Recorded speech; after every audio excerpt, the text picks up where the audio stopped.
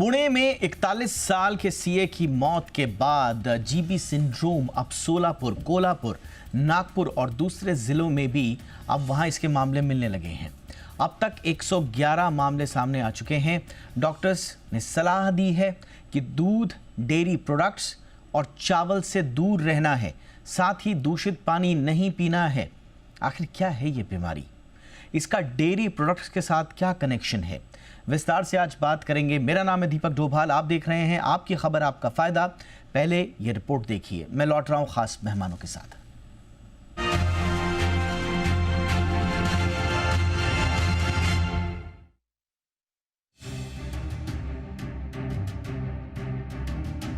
क्या एक मामूली स्टमक इन्फेक्शन पूरे बॉडी को पैरालाइज कर सकता है?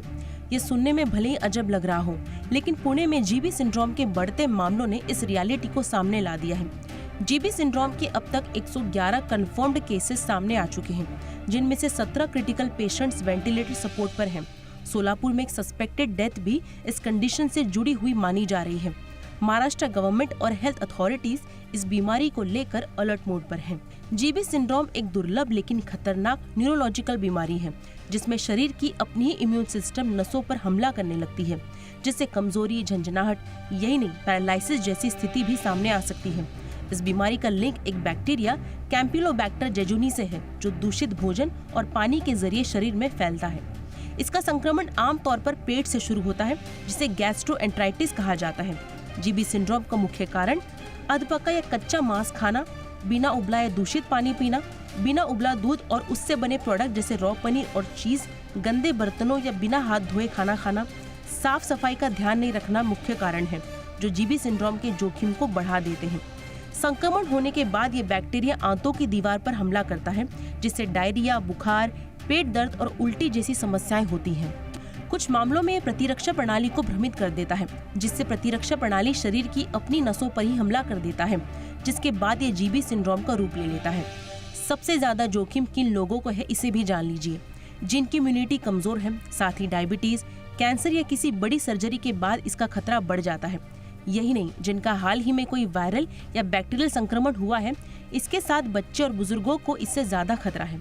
अब ये समझ लीजिए कि जीबी सिंड्रोम के खतरे से आपको बचने के लिए क्या करने की जरूरत है। बाहर का खाना खाने से बचें, उबला या फिल्टर पानी पिए, कच्चे और पके खाने को अलग अलग रखें, खाना बनाने से पहले और बाद में हाथ धोएं, मीट और डेयरी प्रोडक्ट्स को सही से स्टोर करें, पनीर, चीज और बिना उबला दूध न पिए, पके चावल देर तक बाहर न रखें, इससे बैक्टीरिया का खतरा होता है।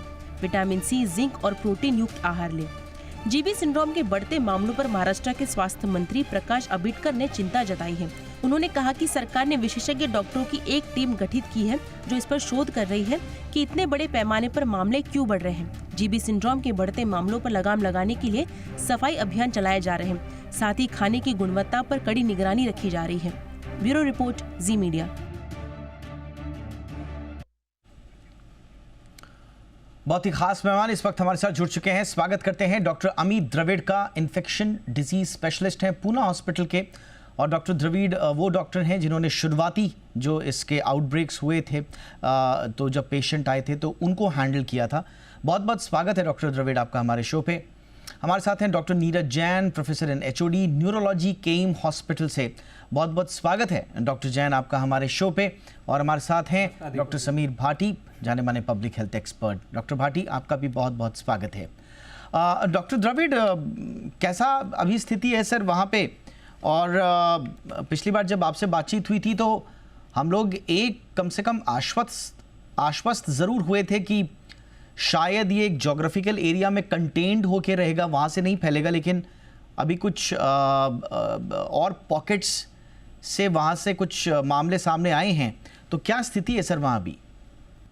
तो दीपक, जैसे मैंने आपको लास्ट टाइम बताया था कि मेजॉरिटी 80 to 90% मामले पूना के एक ही एरिया से रिपोर्ट किए गए, जहां पे सिंहगढ़ रोड, धायरी, किरकटवाड़ी, अंबेगांव, इसी एरिया से। और जो पेशेंट्स हमारे पास आ रहे थे वो क्लियर हिस्ट्री लेके आ रहे थे कि पेट दर्द हुआ, फिर हमको दस्त हुआ, लूज मोशंस हुए, फिर हम 2-3 दिन अच्छे थे और उसके बाद हमारे हाथों और पैरों में झंझनाहट शुरू हुई और वीकनेस शुरू हुआ और फिर आगे जाके उसका जीबीएस में रूपांतर होके पेशेंट एडमिट हो गए, कुछ लोग वेंटिलेटर पे चले गए। तो पिछले हफ्ते में हमने लगभग 8 पेशेंट्स हमारे हॉस्पिटल में ट्रीट किए थे।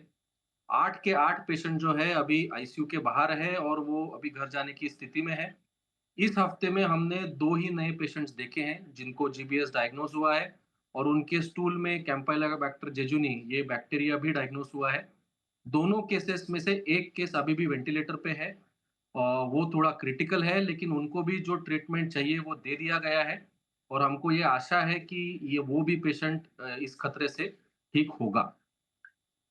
जो पेशेंट सोलापुर में जिसकी डेथ हुई है आपको पता होगा, वो भी पेशेंट सिंहगढ़ रोड से ही वहाँ गया क्योंकि वो बीमार पड़ा और वहाँ उसकी मौत हो गई। तो फिलहाल 114 केसेस जो है उसमें से सिर्फ एक मौत है और वो भी बहुत ही दुखदायक है और बाकी सारे पेशेंट्स रिकवरी के फेज में हैं और बहुत सारे तो वार्ड में जा चुके हैं या घर जा चुके हैं।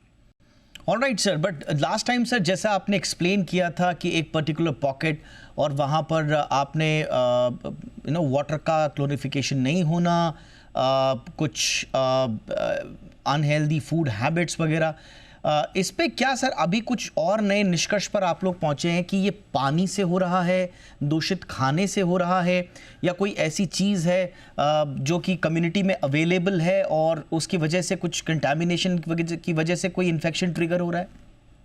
जैसा मैंने पहले भी बताया था कि हमको पहले से इस पे ध्यान था कि शायद ये दूषित पानी से हो रहा है और अभी पुणे म्युनिसिपल कॉर्पोरेशन ने वॉर फुटिंग पे सारे वाटर सोर्सेस को क्लोरीनेशन करना चालू कर दिया है। नॉट जस्ट पीएमसी वाटर, जो टैंकर का पानी बहुत सारे इस फ्रिंज विलेजेस को आता है या बोरिंग का पानी इन विलेजेस को आता है या इवन कुएं का पानी कुछ कुछ सोसाइटीज को सप्लाई होता है।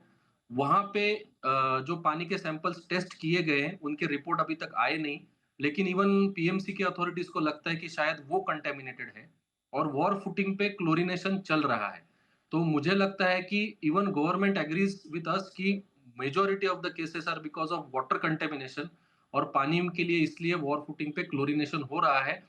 खाना और रॉ मिल्क इसका चांस मुझे कम लगता है क्योंकि 114 मामले हमारे पास आ गए हैं। इतने सारे पेशेंट्स ने कच्चा दूध पिया होगा, इसका मुझे थोड़ा सा रिस्क कम लगता है और खाने से भी अगर हुआ होता तो वो पुणे वाइड होता, सिर्फ एक पर्टिकुलर ज्योग्राफिकल एरिया में वो सीमित नहीं रहता। तो ये पानी से निकला हुआ कैम्पेलोबैक्टर जेजुनी है जो ये कॉज कर रहा है। ऐसे निष्कर्ष पे हम भी और इवन पब्लिक हेल्थ अथॉरिटीज जो पुणे में है वो पहुंचे। ऑलराइट सर, बट इसी बीच जो कुछ हेल्थ एक्सपर्ट्स हैं उनकी तरफ से एक एडवाइजरी आई है कि improperly cooked food like paneer, cheese और राइस को लेकर भी है। मैं डॉक्टर नीरज जैन सर के पास चलूँगा। डॉक्टर जैन सर, ये वाला क्या कनेक्शन है कि पनीर न खाएं, ख़ास तौर से अंडर कुक्ड, चीज़ न खाएं, राइस न खाएं, इसका क्या कनेक्शन है सर? देखिए, मैं आपको ये बात ध्यान में लाना चाहूँगा कि ये जो जीबीएस जो है वो एक डायरेक्ट इन्फेक्शन नहीं होता है। ये एक नसों की बीमारी होती है जो कि हमारी जो बॉडी की इम्यूनिटी है वो वायरल या बैक्टीरियल इन्फेक्शन के बाद में उसके अगेंस्ट जो इम्यूनिटी डेवलप होती है वही अपनी नर्व्स को डैमेज कर देती है। तो ये एक डायरेक्ट इन्फेक्शन से रिलेटेड सिंड्रोम नहीं होता है। अभी कंटेमिनेटेड जो वाटर है या फिर फूड आइटम्स हैं, अब कई तरह के बैक्टीरिया और वायरसेस जो है कंटेमिनेटेड वाटर में या फूड में आ जाते हैं। तो ऐसा स्पेसिफिक कनेक्शन वो पर्टिकुलर आइटम से नहीं है। कंटेमिनेटेड वाटर, फूड या फिर कंटेमिनेटेड सर्फेसेस, उनसे भी ये इन्फेक्शन हो सकता है। इन्फेक्शन यूजुअली हिस्ट्री मतलब पेशेंट के प्रेजेंटेशन के पहले अराउंड 4 to 6 वीक्स पहले इन्फेक्शन हुआ रहता है और उसके अगेंस्ट इम्यूनिटी वो 4 हफ्ते में बनती है और उसकी वजह से नर्व्स डैमेज हो जाती हैं। ये जो इन्फेक्शन के जो स्वरूप होते हैं वो अलग अलग होते हैं और कई पेशेंट्स जो हैं अलग अलग स्वरूपों में प्रेजेंट करते हैं। जैसे किसी को हाथ पैर में वीकनेस या झुंझुनाहट हो सकती है या फिर हाथ पैर में वीकनेस हो सकती है, नीचे बैठ के खड़े होने में परेशानी हो सकती है, किसी किसी को सिर्फ स्वेलोइंग में प्रॉब्लम हो सकता है। तो ये कई तरह के स्वरूप में प्रेजेंट करता है और ये बीमारी ऑलरेडी नोन है। हम रेगुलरली ये सारे हॉस्पिटलों में देखते हैं, न्यूरोलॉजिस्ट और critical care specialist and physicians. और इस बीमारी का एक ये है, मतलब फायदा है कि ये ट्रीटेबल है। किसी किसी पेशेंट में सीरियस होता है, लेकिन अधिकतर पेशेंट्स इंप्रूव हो जाते हैं। तो डायरेक्ट पनीर या कुछ स्पेसिफिक फूड से कनेक्शन थोड़ा डिफिकल्ट है। ऑल राइट, तो आप कह रहे हैं कि डायरेक्ट ये जो एडवाइजरीज दी जा रही हैं कि पनीर और मिल्क एंड ऑल, ये इसका डायरेक्ट कोई कनेक्शन नहीं है, बट क्योंकि ये कैरी फॉरवर्ड हो सकता है। मैं जनरल कोई भी इन्फेक्शन के बाद ये ट्रिगर हो सकता है। हाँ, ओके सर। मैं थोड़ा इससे पहले कि मैं डॉक्टर भाटी के पास जाऊं, मैं डॉक्टर द्रविड़ के पास आना चाहूँगा। डॉक्टर द्रविड़, हम क्या ये माने कि ये पर्टिकुलर जो जिस इलाके में इसका प्रेवलेंस है, ये सिर्फ वहीं के लोगों के लिए कच्चा दूध, अनकुक्ड फूड का परहेज है सर, या इन जनरल सबके लिए है? नहीं, जैसा मैंने सर ने भी बराबर बताया कि ये डायरेक्ट इन्फेक्शन नहीं है। पहले उनको इंटेस्टाइन का इन्फेक्शन हुआ, मतलब जो मेजर केसेस थे वो डायरिया के थे, जो एक 5-7 दिन पहले हुए बहुत सारे लोगों को वो एरिया में, और 5-7 दिन के बाद उनको ये सिम्टम्स सब चालू हुए जीबीएस के। तो जब देखा गया कि अगर 114 जीबीएस के केसेस है, तो जो जनरल प्रैक्टिशनर्स हैं उस एरिया के, उन्होंने हजारों के केसेस में डायरिया के केसेस रिपोर्ट किए थे। तो जब डायरिया के केसेस हमने एनालाइज किए, तब पता चला कि उनके स्टूल में कैंपेलोबैक्टर जेजुनी है। अभी कैंपेलोबैक्टर जेजुनी कैसे उस स्टूल में आया और कैसे उन्होंने डायरिया कॉज किया, ये जब कॉजेस हम देखने लग गए, तब ये सब आया कि रॉ मिल्क से कैंपेलोबैक्टर जेजुनी फैल सकता है, या पानी अगर उबला हुआ नहीं है या ठीक से क्लोरिनेटेड नहीं है तो कैंपेलोबैक्टर जेजुनी हो सकता है, अगर चिकन आपका अनकुक्ड है तो हो सकता है। इसलिए ये एडवाइजरी आया कि वो एरिया के लोगों ने ये सब नहीं करना चाहिए। बट ये तो एडवाइजरी पूरे महाराष्ट्र को लागू पड़ता है कि हमने अंडर कुक चिकन नहीं खाना चाहिए, हमने रॉ मिल्क नहीं, अनपास्चराइज्ड मिल्क नहीं पीना चाहिए, क्योंकि उस या कंटेमिनेटेड वाटर नहीं पीना चाहिए, बॉईल करके पीना चाहिए, या आरओ का पीना चाहिए, या फिल्टर का पीना चाहिए, ताकि उससे कैंपेलोबैक्टर जेजुनी या अदर डायरियल डिसीजेस ना हो, और फिर वो डायरियल डिसीजेस के बाद एक असिम्प्टोमेटिक पीरियड के बाद जीबीएस ट्रिगर ना हो। तो जीबीएस में हमेशा बोलता हूँ कि टिप ऑफ आइसबर्ग है, जो एक्चुअल आइसबर्ग है वो डायरिया के केसेस है। वो प्रिवेंट करने के लिए ये एडवाइजरी आई है, और ये advisory not just Sinhagad road का एरिया है, वो तो पूरे महाराष्ट्र में लागू पड़ती है, कोई भी उसे फॉलो कर सकता है।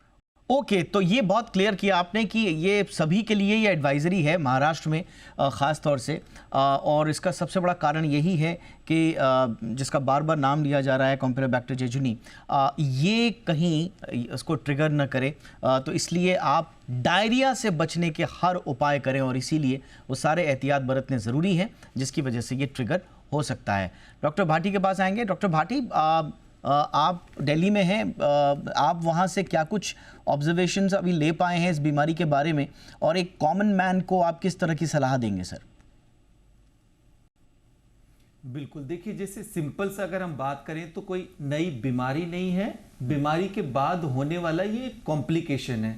जैसा कि अभी हमने बात करी कि इसके कई कारण हो सकते हैं, मतलब कोई भी वायरस या बैक्टीरिया से आपको संक्रमण हुआ, संक्रमण होने के बाद के उसके कॉम्प्लिकेशन, कि वो बीमारी तो ठीक हो गई पर उसके बाद के कॉम्प्लिकेशन, जिसको हम जीबीएस सिंड्रोम की बात करते हैं, जो कि एक नसों की बीमारी है, ऑटो इम्यून डिजीज है, कि हमारी जो प्रतिरोधक क्षमता होती है, मतलब उस बीमारी के लिए हमारी जो एंटीबॉडीज बनती है, वही एंटीबॉडीज हमारी वो बीमारी ठीक होने के बाद हमारी जो नर्व्स हैं उनको अफेक्ट करती है। तो इसलिए जो इसमें लक्षण भी बताए जा रहे हैं वो नर्व को अफेक्ट होने के लक्षण, कि भाई हाथों पैरों में मतलब पैरों से शुरू हुआ कि वो झंझनाहट होना, सेंसेशन पैरों के अंदर होना, इस तरह के लक्षण।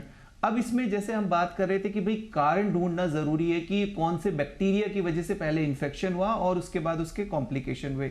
तो कारण का जैसे पर्टिकुलरली अभी उस क्लस्टर में पता लग गया जहाँ की अभी डॉक्टर साहब बात कर रहे थे कि वहाँ पे कैंपिलोबैक्टर नामक जो है बैक्टीरिया कारण बना।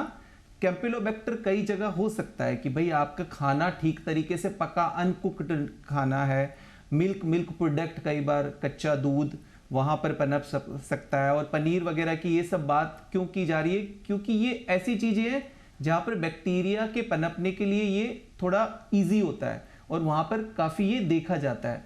पर फिलहाल जैसा अभी बात की गई कि उस क्लस्टर में जो देखे गए हैं वो पूरे कोरिलेट हो रहे हैं कि उनका जब उन मरीजों का जब उन लोगों का स्टूल एग्जामिनेशन जांच किया, क्योंकि जो कैंपिलोबैक्टर है उसके लिए स्टूल एग्जामिनेशन स्टूल कल्चर करके दिखते हैं, तो उसमें उनका वो भी आया। फिर उसके बाद वहाँ की जो वाटर सैंपलिंग टेस्टिंग भी हुई, उस वाटर सैंपलिंग में भी मिला कैंपिलोबैक्टर। इसके अलावा उन लक्षणों वाले मरीज जब ठीक हुए उनमें ये प्रॉब्लम पाई गई, और सबके अंदर नहीं कि भाई आपको कोई इस तरह का इन्फेक्शन हुआ है तो सभी को जीबीएस सिंड्रोम, उसमें बहुत सारे लोगों को इन्फेक्शन हुआ, कुछ लोगों को इस तरह की ये कॉम्प्लिकेशन हुई। पर एडवाइजरी तो इन जनरल दी जाती है ना कि ये रिस्क होते हैं, तो इस वजह से वो कहा जा रहा है कि भाई आपको अनकुक्ड चीजें खाने से आपको बचना है, साफ सफाई का विशेष तौर पे ध्यान रखना है, क्योंकि जो वाटर बॉर्न डिजीज है या फूड बॉर्न डिजीज है वो अगर उसमें कुछ कंटामिनेशन हो गया, वो दूषित हो गया किसी वजह से, वो आपके शरीर में जाएगा और वो इस तरह के लक्षण कॉज करेगा। तो जैसे हम बात करते हैं कई बार कि टाइफाइड हो गया, तो वो आपकी वाटर बॉर्न डिजीज है कि आपने दूषित पानी पी लिया, दूषित खाना खाया, आपकी हैंड हाइजीन नहीं है, हाथों की सफाई नहीं है, तो उसके जरिए आपके शरीर के अंदर वो एंटर कर गया। तो इस वजह से वो एज ए रॉ चीज होगा कि आप फ्रूट्स वगैरह भी खा रहे हैं, उनको ठीक तरीके से आप वॉश करके खाइए। तो इस वजह से वो बॉयल करना और वॉश करने के ऊपर बार बार बात की जा रही है। दूसरा इस वजह से कि क्योंकि पानी से वहाँ ज़्यादातर देखा जा रहा है, तो पानी को आपको बॉयल करके पीना है। पानी आप बाहर भी जब कैरी कर रहे हैं, ट्रैवल कर रहे हैं, तो फिर उसको बॉयल करके लेके जाइए। तो ये इन जनरल एडवाइजरी है, ताकि ये हर जगह के लिए, खाली ऐसा नहीं है कि महाराष्ट्र के लिए, हर जगह के लिए, ताकि आप इस तरह की वाटर बॉर्न डिजीज को, hepatitis A, typhoid, hepatitis E, इन सब से अपने आप को प्रोटेक्ट कर सके। क्योंकि जो ये प्रॉब्लम देखी जा रही है जीबीएस सिंड्रोम, ये इस तरह के इन्फेक्शन के बाद के फर्दर आने वाले कॉम्प्लिकेशन है। और दूसरा सबसे ज्यादा क्यों बार बार इस बारे में बात की जा रही है, देखिए गवर्नमेंट के स्तर पे जो काम हो रहा है वो तो हो ही रहा है, वो आइडेंटिफाई करके रूट कॉज और उसको वहां पर ही कंटेंट कर रहे हैं। पर व्यक्तिगत तौर पे जिस तरह से हम बात कर रहे हैं कि यहाँ पर हम लोगों को डेफिनेटली साफ सफाई का ध्यान रखना है, कच्ची चीजें बॉयल करके, कुल मिला के बात यह है कि इन्फेक्शन नहीं होने देना है, क्योंकि इन्फेक्शन होगा तभी पोस्ट इन्फेक्शन कॉम्प्लिकेशंस होंगे। तो अगर आपको इन्फेक्शन ही नहीं होगा तो फिर पोस्ट इन्फेक्शन कॉम्प्लिकेशंस की संभावनाएं नहीं होंगी और आप जीबीएस से बच जाएंगे। इसीलिए ये एडवाइजरी न सिर्फ वहाँ के लोकल इलाके जहाँ पर आउटब्रेक हुआ है, न सिर्फ पुणे, न सिर्फ महाराष्ट्र, मैं तो कहूँगा जैसे डॉक्टर भाटी कह रहे हैं कि जहाँ जहाँ भी लोग हमारे इस शो को देख रहे हैं, इन जनरल अपनी लाइफ में आप इन्फेक्शन से बचने की कोशिश कीजिए, ताकि कोई भी संभावना आगे पोस्ट इन्फेक्शन कॉम्प्लिकेशंस की ना रहे। एक छोटे से ब्रेक के लिए मैं रुक रहा हूँ। ब्रेक के उस पार हम पूछेंगे कौन कौन से वो ऐसे लोग हैं जो ज़्यादा संवेदनशील हैं। जैसे इस इलाके में भी बहुत सारे लोगों को डायरिया हुआ, लेकिन हर किसी को ये सिंड्रोम हुआ हो ऐसा नहीं है। तो वो कौन कौन से लोग हैं, क्या उनका कोई पैटर्न खास बनता है, क्या उसका कोई उम्र से लेना देना है, इम्यूनिटी से लेना देना है, कोमॉर्बिडिटी से लेना देना है, इस पर भी थोड़ा और गहराई से चर्चा करेंगे एक ब्रेक के बाद।